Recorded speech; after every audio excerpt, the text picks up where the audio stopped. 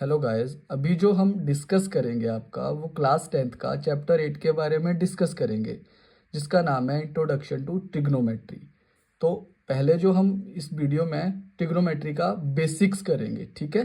चलो देखते हैं। पहले आता है आपको पता होना चाहिए पहले कि जो ट्रिग्नोमेट्री है इसका मतलब क्या होता है। ट्रिग्नोमेट्री जो है वो 3 शब्दों को मिलकर बनी हुई है, ट्री, गनो और मेट्री।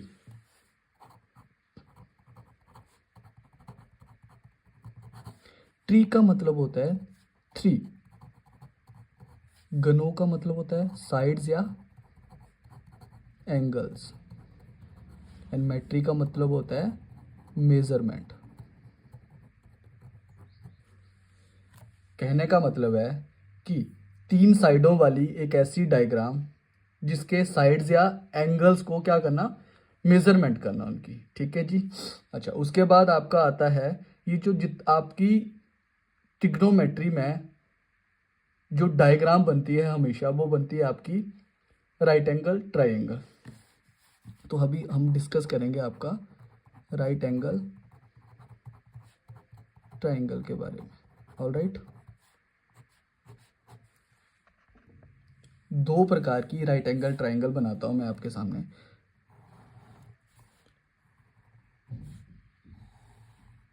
ये एक राइट एंगल ट्राइंगल जिसको नाम दे देता हूं मैं ABC, और दूसरी मैं एक राइट एंगल ट्राइंगल बनाता हूं जिसको मैं नाम दे देता हूं DEF। अच्छा, 2 प्रकार की राइट एंगल ट्राइंगल्स हैं। एक पे एंगल जो है, ये जो ABC ट्राइंगल है इसमें जो एंगल है वो C पे है, और जो DEF ट्राइंगल है इस पे जो एंगल है वो D पे है। इसको रख देते हैं, ये तो आपको पता होगा 90 डिग्री का एंगल होता है। पहले जो हम डिस्कस करते हैं आपका जो ट्राइंगल ABC है, इसमें हम चेक करेंगे आपका कि एंगल जो वो कौन से पॉइंट पे बना हुआ है। तो जैसा कि आप लोग देख पा रहे होंगे कि ABC ट्राइंगल में जो एंगल है वो C पॉइंट पे है। तो हमेशा याद रखिएगा, जो एंगल के सामने आपको बिल्कुल स्ट्रेट लाइन दिखती है वो आपकी परपेंडिकुलर होती है हमेशा। तो इस एंगल के सामने आपको स्ट्रेट लाइन जो वो ये दिख रही है ना आपको AB, तो दिस इज कॉल्ड परपेंडिकुलर। तो AB जो है वो यहाँ पे क्या है आपकी परपेंडिकुलर। राइट, परपेंडिकुलर को हम डिनोट करते हैं कैपिटल P से। और ये जो आपका B से लेके C तक जो लाइन है आपकी, this is called base. And right angle triangle में जो सबसे लॉन्गेस्ट साइड होती है, मतलब सबसे बड़ी साइड जो होती है वो होती है आपकी हाइपोटेन्यूज,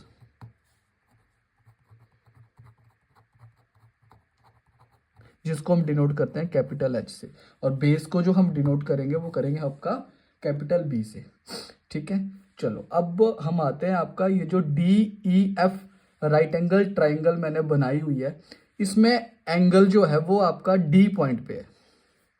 अब देखो, मैंने आपको अभी पीछे बताया कि जो एंगल के सामने आपको लाइन दिखती है बनी हुई वो आपकी परपेंडिकुलर होती है। अब पॉइंट यहाँ पे आ चुका है, मतलब इस पॉइंट पे एंगल आ चुका है, ठीक है। तो अगर इस पॉइंट पे एंगल है तो इसके सामने जो आपको लाइन दिख रही है वो आपकी EF है।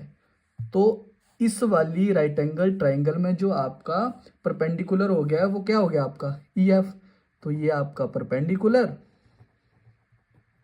जिसको हम डिनोट करेंगे कैपिटल P से, और परपेंडिकुलर ने जगह ले ली है बेस की। तो बेस जो है वो अब किसकी प्लेस पे आ जाएगा, परपेंडिकुलर की प्लेस पे आ जाएगा। तो दिस इज कॉल्ड बेस, जिसको हम डिनोट करते हैं कैपिटल B से, ठीक है। और एक हाइपोटेन्यूज एक ऐसी साइड होती है जिसमें नो चेंजेस, वो वैसे की वैसे ही रहती है। तो ये आपकी DF जो है वो आपकी क्या होगी, हाइपोटेन्यूज, ठीक है। यहां तक क्लियर है। अच्छा, उसके बाद बात आती है कि कभी कभी ऐसा होता है कि आपके पास 2 साइडें दी गई होती हैं और आपको तीसरी साइड फाइंड आउट करनी होती है। तो उसके लिए आपकी राइट एंगल ट्राइंगल में बनाई गई है पाइथागोरस थ्योरम। तो जान लेते हैं कि पाइथागोरस थ्योरम क्या होती है।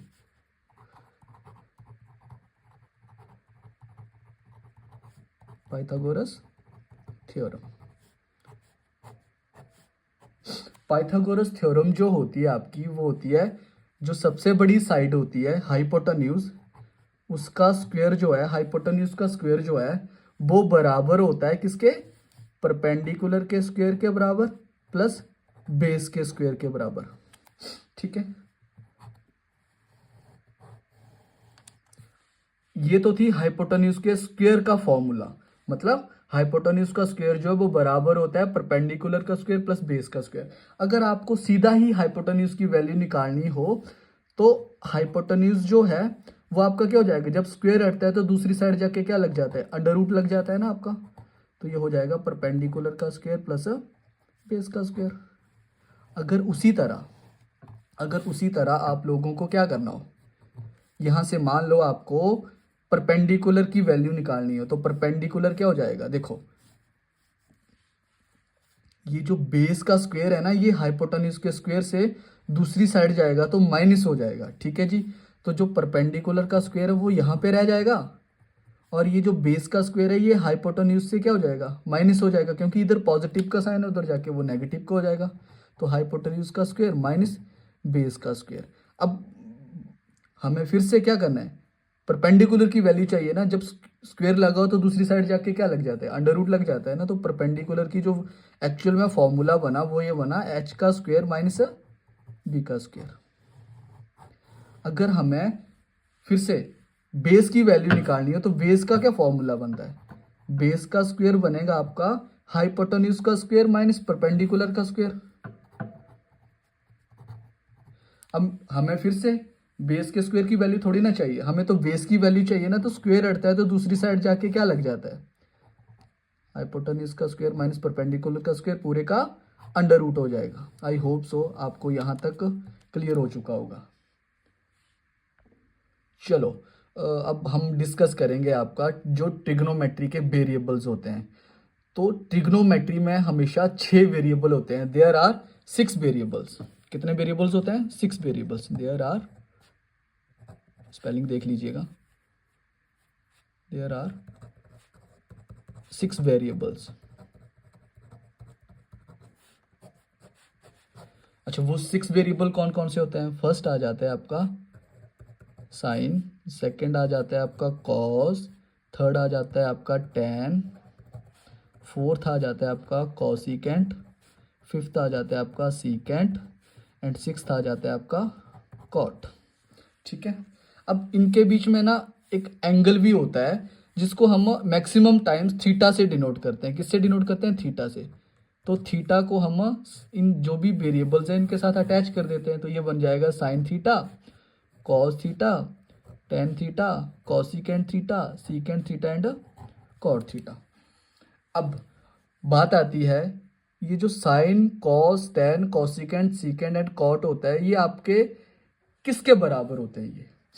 अच्छा, इसके लिए इनको याद करने के लिए हमारे पास एक फॉर्मूला होता है जिसको हम एक ट्रिक भी बोलते हैं। ठीक है, अब वो ट्रिक इस तरह है, मैं लिख देता हूं यहां पे, पंडित भद्री प्रसाद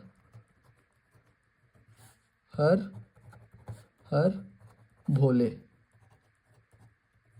ठीक है, पंडित का जो कैपिटल लेटर होगा वो पी, सबके हम कैपिटल लेटर ले लेते हैं। भद्री का जो कैपिटल लेटर होगा वो बी, प्रसाद का जो कैपिटल लेटर होगा वो भी क्या होगा, पी होगा। हर का जो कैपिटल लेटर होगा वो होगा एच, यहाँ पे भी हर का जो कैपिटल लेटर होगा वो एच होगा, और भोले का जो कैपिटल लेटर होगा वो बी होगा। ठीक है जी, अब हम इनको क्या करते हैं, जैसे जैसे मैंने यहाँ पे सीक्वेंस में लिखा है ना इनको, वैसे हम नीचे सेम इसको लिख लेते हैं। ठीक है, तो देखो P B P H H B, अब मैंने ये लिख लिया। चलो देखते हैं, देखो P अपॉन एच जो है वो होता है आपका क्या चीज, साइन थीटा। अब मैंने एरो नीचे को लगाया तो इसका मतलब है कि जो P अपॉन एच है आपका वो होता है आपका sine theta. B upon H जो होता है वो होता है आपका कॉस थीटा, और पी अपॉन वी जो है वो होता है आपका टेन थीटा। अब बात आती है ये जो fourth fifth sixth cosecant theta, secant theta and ये जो कॉट थीटा है, ये जो ऊपर वाले तीन वेरिएबल्स हैं इनके अपोजिट होते हैं। मतलब कॉसिकेंट थीटा जो है वो अपोजिट होता है साइन थीटा का। मतलब अगर मैं एरो ऊपर को लगाता हूं, एच अपॉन पी लिखता हूं, तो आपका क्या बन जाएगा, ये कॉसिकेंट थीटा। उसी तरह कॉस का जो मैंने अपोजिट बताया वो सीकेंट थीटा बताया, ठीक है। तो मैं यहाँ पे सीकेंट थीटा लिखता हूँ, और मैं अगर एरो ऊपर को लगाता हूँ तो कहने का मतलब है कि एच अपॉन बी जो है वो आपका सीकेंट थीटा बन जाएगा। और उसी तरह कॉट थीटा जो है वो आपका क्या बन जाएगा, बी अपॉन पी। तो ठीक है, चलो यहाँ पे हम लिख लेते हैं। साइन थीटा जो बताया मैंने पी अपॉन एच बताया, लिख लो यहाँ पे P upon H. Cos theta जो मैंने बताया B upon H, B upon H लिख लो। टेन थीटा जो वो मैंने बताया B upon B, sorry P upon B. And cosecant theta जो है वो मैंने किसका अपोजिट बताया, साइन थीटा का अपोजिट बताया ना, तो जिसको हम क्या लिखेंगे, एच अपॉन पी। और सीकेंट थीटा जो मैंने कॉस थीटा का अपोजिट बताया तो एच अपॉन वी लिखेंगे। और कॉट थीटा जो है वो मैंने किसका अपोजिट बताया, टेन का बताया ना, तो बी अपॉन पी हो जाएगा, ठीक है। अच्छा देखो, बात आती है साइन थीटा जो है मैंने किसका अपोजिट बताया, कॉसिकेंट थीटा का, और कॉसिकेंट थीटा जो है वो अपोजिट होता है साइन थीटा का। मतलब ये एक दूसरे के रेसिप्रोकल होते हैं। अच्छा देखो, साइन थीटा को हम ऐसे भी लिख सकते हैं, one upon cosecant theta. Cos theta को हम ऐसे भी लिख सकते हैं, one upon secant theta. Tan theta को हम ये भी लिख सकते हैं, one upon cot theta. Cosecant theta को हम ये भी लिख सकते हैं, आपका कॉसिकेंट थीटा किसका अपोजिट होगा, अगर साइन का अपोजिट कॉसिकेंट थीटा है तो कॉसिकेंट थीटा का opposite one upon sine theta होगा। सीकेंट का अपोजिट कॉस थीटा हो जाएगा, क्योंकि कॉस थीटा का अपोजिट सीकेंट थीटा होता है, वन अपॉन कॉस थीटा। और आपका कॉट थीटा जो है वो टेन थीटा का होता है, तो टेन थीटा कॉट थीटा का, तो आप क्या लिख सकते हो यहाँ पे, one upon tan theta. I hope so आप लोगों को यहाँ तक कोई भी प्रॉब्लम ना हो। चलो अब हम डिस्कस करेंगे आपका एक टेन थीटा और एक कॉट थीटा के बारे में। जो टेन थीटा होता है और कॉट थीटा होता है ना, इसका ना एक डायरेक्ट फॉर्मूला भी होता है, वो यहाँ पे लिख रहा हूँ मैं। टेन थीटा जो है वो बराबर होता है आपका sine theta upon cos theta के, ठीक है जी। और कॉट थीटा जो है वो आपका cos theta upon sine theta के बराबर होता है। क्यों होता है, क्योंकि टेन और कॉट जो है वो एक दूसरे के रेसिप्रोकल में होते हैं। टेन अगर sine theta upon cos theta है तो कॉट जो है वो इसका अपोजिट होगा, रेसिप्रोकल होगा, कॉस अपॉन साइन थीटा आ जाएगा। अब ये जो टेन थीटा पे आता हूं मैं, ये जो टेन थीटा है ना, टेन थीटा अपना, टेन थीटा मैंने आप लोगों को बताया sine theta upon cos theta होता है, ठीक है। अब इसका एक और फॉर्मूला निकल के आता है यहाँ से। देखो साइन थीटा मैंने किसका अपोजिट बताया था, वन अपॉन कॉसिकेंट थीटा। तो मैं इस साइन थीटा को वन अपॉन कॉसिकेंट थीटा लिख सकता हूँ, ठीक है। डिवाइड का साइन है, डिवाइड का साइन लगाइए।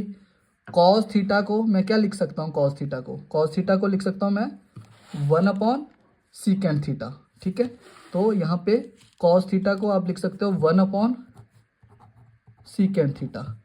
अब देखो यहाँ पे आ जाएगा आपका वन अपॉन कॉसिकेंट थीटा, और ये आपका डिवाइड में जब ऊपर जाएगा तो मल्टीप्लाई में आ जाएगा, सीकेंट थीटा अपॉन वन बन जाएगा।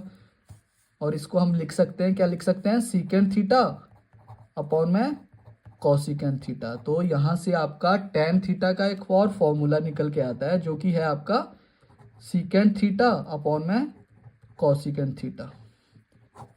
तो अगर आपका टेन थीटा का formula secant theta upon cosecant theta होता है, तो आपका कॉट थीटा जो है वो टेन थीटा का अपोजिट होता है। तो कॉट थीटा यहाँ से क्या बन जाएगा, cosecant theta upon secant theta. I hope so आप लोगों को अच्छी तरह क्लियर हो गया हो।